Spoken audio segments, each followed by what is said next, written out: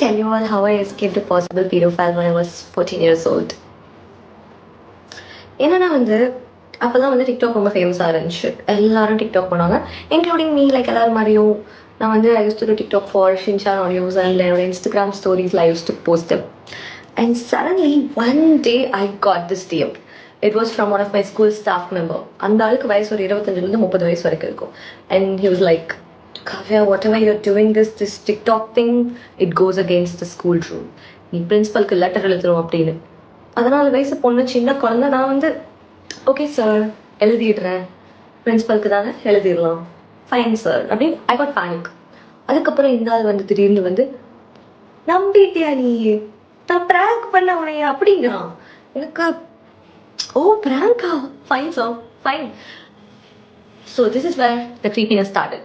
And then this guy was like, நம்ம friends ஆகலாம் ஓகேவா அப்படின்னு. நான் வந்து எனக்கு புரியல. I thought he's being kind with me, he's being sweet with me. Sir இவ்வளோ ஸ்வீட்டாக இருக்காருன்னு சொல்லி okay sir will be friends அப்படின்னு ஓகே சொன்னேன். கொஞ்சம் கான்வர்சேஷன் இஸ் வாட் ரொம்ப நார்மலாக போச்சு. And suddenly out of nowhere அவன் கேட்குறான், உனக்கு டோனட்னா என்னன்னு தெரியுமா, பனானா என்னன்னு தெரியுமான்னு. டு அ fucking 14-year-old புரியல. அண்ட் எனக்கு செம்மையாக க்ரீப் அவுட் ஆக ஆரம்பிச்சிருச்சு. And I went and told one of my friend, மச்சான் பாருடா இருந்தாலும் இப்பெல்லாம் பேசுகிறான். அண்ட் அவனுக்கு வந்து செம்மையாக பிஸ் ஆஃப் ஆகி, அவன் என்ன நினச்சிட்டு இருக்கான், நான் போய் அவன்கிட்ட பேசுகிறேன் அப்படின்னு சொல்லி அவன் போய் பேசியிருக்கான். சார் இப்பெல்லாம் பேசாதீங்க, இட்ஸ் நாட் குட், இதெல்லாம் எத்திக்ஸ் கிடையாது அப்படின்னு. And you know what it guided அந்த ஸ்டாஃப்?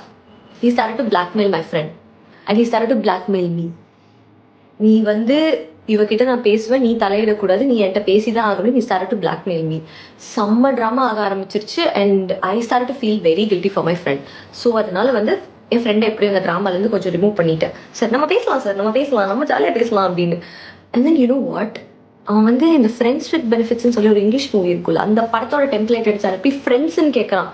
நான் வந்து ஓகே செல்லம் அப்படின்னு சொல்லிட்டு ஐ பிளாக்டு. அதுக்கப்புறம் என்னாச்சு, ஒரு 3 monthsக்கு இந்த ஆள் வந்து நிறையா பசங்களெல்லாம் விட்டு அவளை என்கிட்ட பேச வைங்கடான்னு சொல்லி என் டிஎம்ஸில் கண்டவனும் வந்து சார்கிட்ட பேசிட்டு ஏமா இப்படி பண்ணுறேன்னு சொல்லி நான் எதையுமே காதுக்கு போட்டுக்கல. I just showed him a big middle finger, மற்றவன்ட்டெல்லாம் பேச முடியாதுடா அப்படின்னு. End of the story. இதுலேருந்து நான் என்ன சொல்ல வரேன்னா, ப்ரெடேட்டர்ஸ் ஆர் எவ்ரிவேர். எந்த இடம் எங்கே இருப்பாங்க எங்கே இருக்க மாட்டாங்கலாம் இல்லை, எல்லா இடத்துலையும் இருக்காங்க. ஸோ அதனால் குழந்தைங்களுக்கு சின்ன வயசுலேருந்து எல்லாத்தையும் கற்றுக் கொடுத்து நம்ம தான் கரெக்டாக வளர்க்கணும்.